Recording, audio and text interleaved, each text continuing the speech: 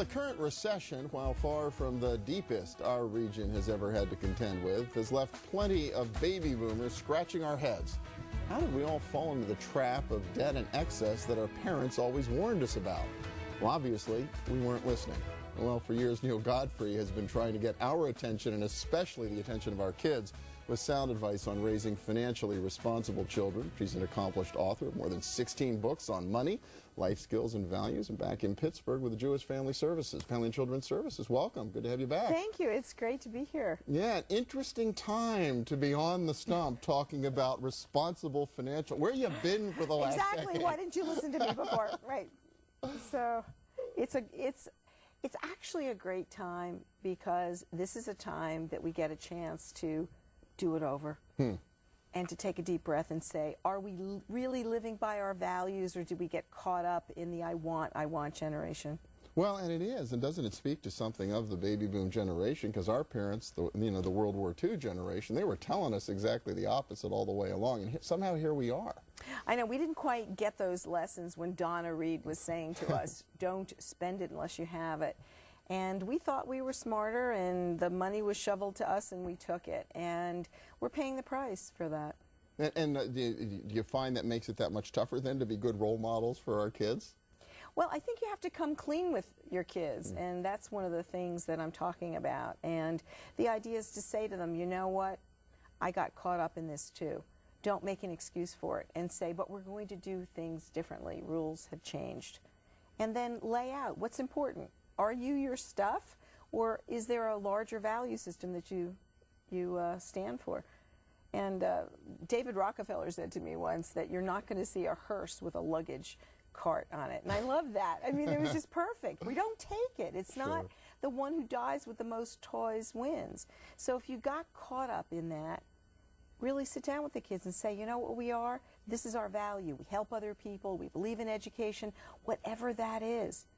And cut it back. Cut back. We can do that. A lot of families, a lot of parents have a hard time talking with their kids about money, though. It always seems to be, it's the elephant in the room that often never gets talked about with your kids. Is that a mistake that we make? It's a big mistake, and it's something that's sort of the baggage that we carry from our parents, that polite people don't talk about money.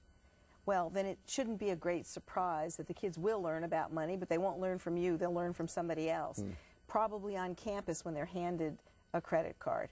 That's not what you want to do. That's like handing the keys of the car to the child and say, you know what, figure it out while you're driving, as opposed to doing driver's ed and being responsible.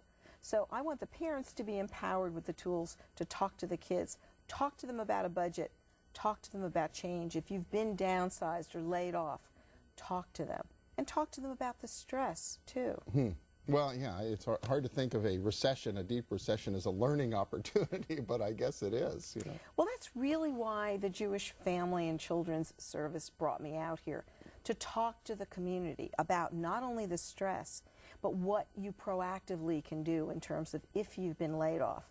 And they have services that really dig down into the core of what's going on with people in terms of inspiring them to look at themselves and get a job and reorder their priorities in life and help with the elderly. And we're the sandwich generation. We're in the middle. We're going to be taking care of the kids, and we're also going to be taking care of our parents. But for people in the community to know that there are resources and an agency that can really help and deal with some of these problems. Yeah, we're blessed here in our region that we're actually outperforming the national economy during this recession, but it's also great to know that infrastructure and support is here as well.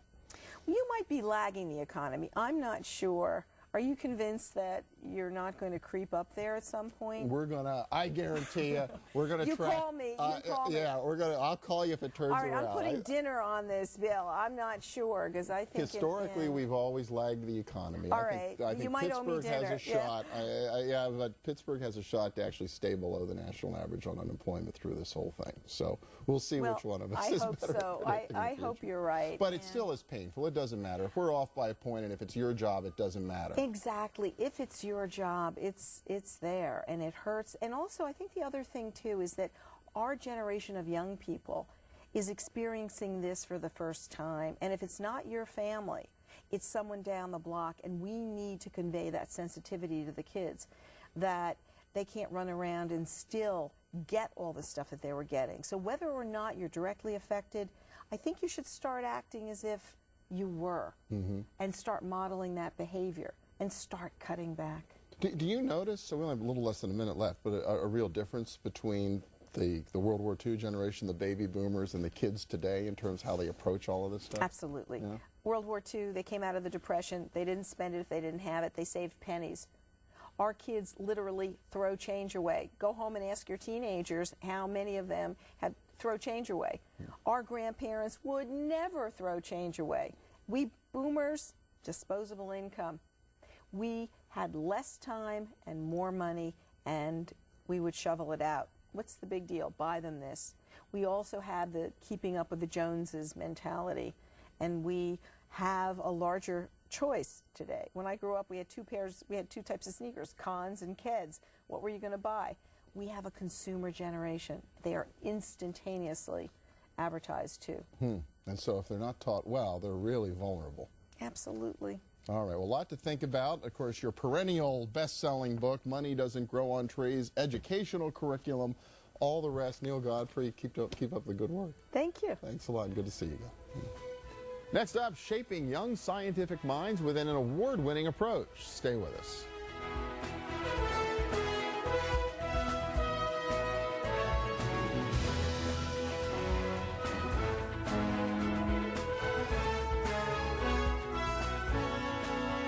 Since the announcement of the G20 summit in Pittsburgh, pundits and some Pittsburghers have been scratching their heads as to why the White House chose our region.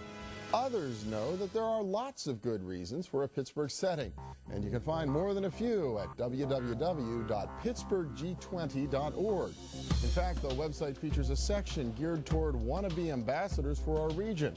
You can find key messages about the strengths of our region, and over the next few weeks, information about the G20 countries and their cultures. Soon, volunteers will be able to participate in training sessions that will entitle them to wear Ask Me I'm a Pittsburgher buttons to truly help to welcome the world to our region. Find out more about preparations and to register for an upcoming e-newsletter at pittsburghg20.org.